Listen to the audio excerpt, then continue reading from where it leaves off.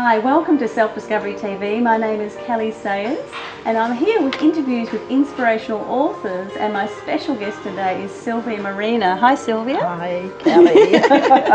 Now I want to talk a little bit about your background, if you don't mind. I'm going to have a quickly read.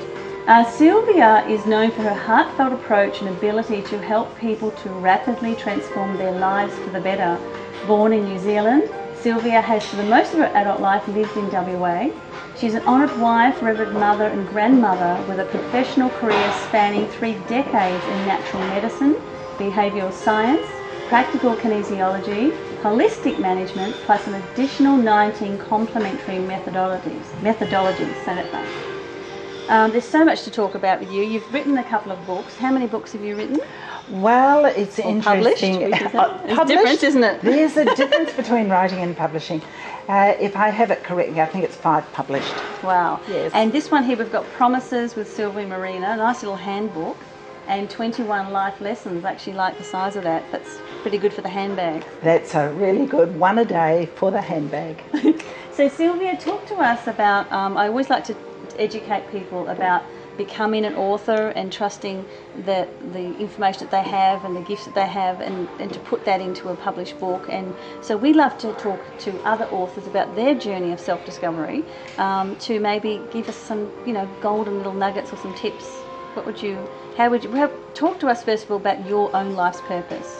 Sure. Sometimes our hardest moments are our greatest gift. And one of my hardest moments, after I had had some silly idea that I might like to be in business and share my skills with people, and that was to go to a meeting where a gentleman said, write down your mission statement. Yeah. And everybody in the room was able to write down a mission statement that to me was nothing like what my mission statement would be. And I eventually came up with a statement that has been my guiding light for more than 30 years.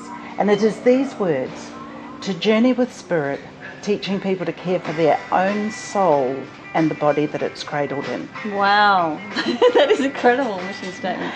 And right. For that, it always brings me back to centre. When I come to a place where is this in my best purpose, is this in the best reason or use of my time and talents, I come back to that statement of what is right. Recently, I have often used these words: if I could take you to your soul and show you how much love it has for you, it would make such a difference in your life. And if I could give you that gift, I would. And I'm sure that in some way or other, we all do that gift for each other just because of who we attract into our life. But in terms of being an author, I'm in awe of authors, people who have the ability to put what's in their heart, what's in their mind, into a structured way that could be of value to other people, and to take them to a place where I may never have been. That's right. But to add my words with the story and their experience just transports them to a new place. I've always been in awe of authors. One of my inspirations would be Louise Hayes, Catherine Ponder, people of those types of writing. And then more recently, Bruce Lipton, putting science and spirituality together. Yeah. Because I know that deep inside of me there is a part of the grandmother, and the call of the grandmother, a woman who I never knew, but who has always been there guiding my life. And so if I could call that type of guidance spirituality, and then to put that with my behavioural science experience, kinesiology experience, and bring the two together. Also, if you're an old soul, right, obviously you are. Very old, wise old yes. soul. Young old soul. But some of us have so much knowledge, so many stories, such a greater purpose, and that's why it's this big, and we try to a lot of us are authors and say, well, I don't know how to put that into structure. How do I get that into that, when it's never enough, or it's never good enough, and that's why some authors maybe don't ever get published, perhaps, or they don't know where to start, or I don't know where to end, or So would you perhaps say maybe if they would, like they do a lot of journals or record themselves, or how do they just get that information and put it into a structured book? What's a tool, a technique? I'm very fortunate in that I met a man who I married who said to me one day, Sylvia, your past is your gift. So now when I'm writing my book, I realise that this may not be the best words in the English language, but they are the words that have come today. And if I can put those on paper and then re-look at them a few days later and then go, that's enough for that chapter for now, that will be a gift to somebody, even if it's only to my older, wiser self in a few years' time. That's it. I think a lot of people have the problem where they write because we're actually at the boat show, there's a bit of noise going around. They write because they want to become a bestseller. They write because they want to become financially wealthy. And it's like, if you think of Norah Jones and as a musician, if they wrote their music and sung their songs because they want to sell the record, it's never going to be the same if they just sang their song or played their tune, what was coming through them as a gift to others. And I don't think the marketing should have anything to do when you're writing a book. You should focus on the message and share the story so that it can transform or touch another human being, isn't it? It's the right reasons of writing a book. That's the right reason. I think that there's two types of authors.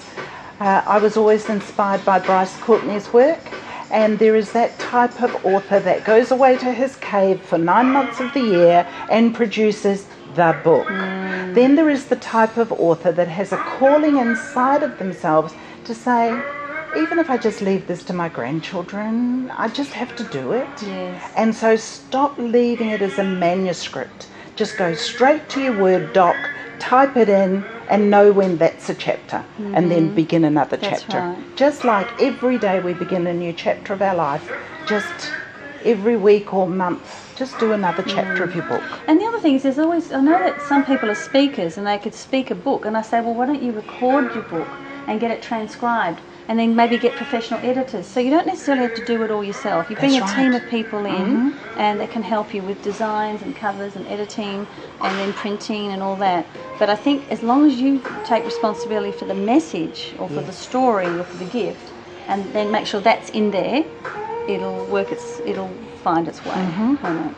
And we do have a picture that a book is between pages, but this morning I looked just at a little angel card, and the message that was on that was a whole book to me, because it said, find someone to go and play with and have your conversations and play. That to me was like a whole book, because it was a story. Yeah, that's right.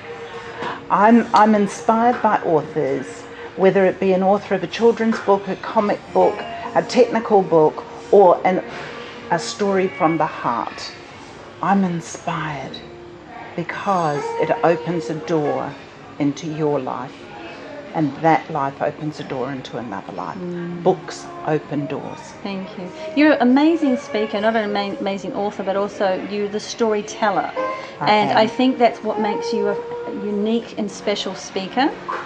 So you're doing a lot of speaking workshops. Is that your dream to share your stories? I do. Around Many a campfire, speaking maybe? Yes. I do. I run retreats. I run 4-day programs, 3-day programs, 5 and 10-day spiritual renewal retreats.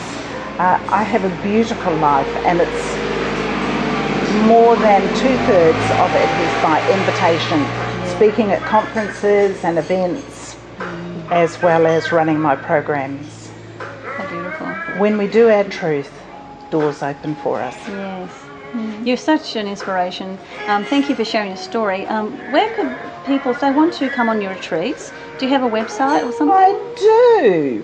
It's sylviamarina.com. And we'll put that on the screen as well for you. But thank you for sharing some tips and some tools in your story, your little gems of wisdom.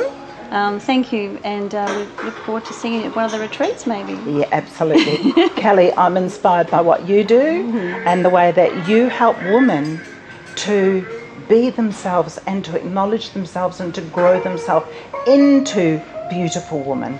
Thank you. Thanks, love. Good. Thank you.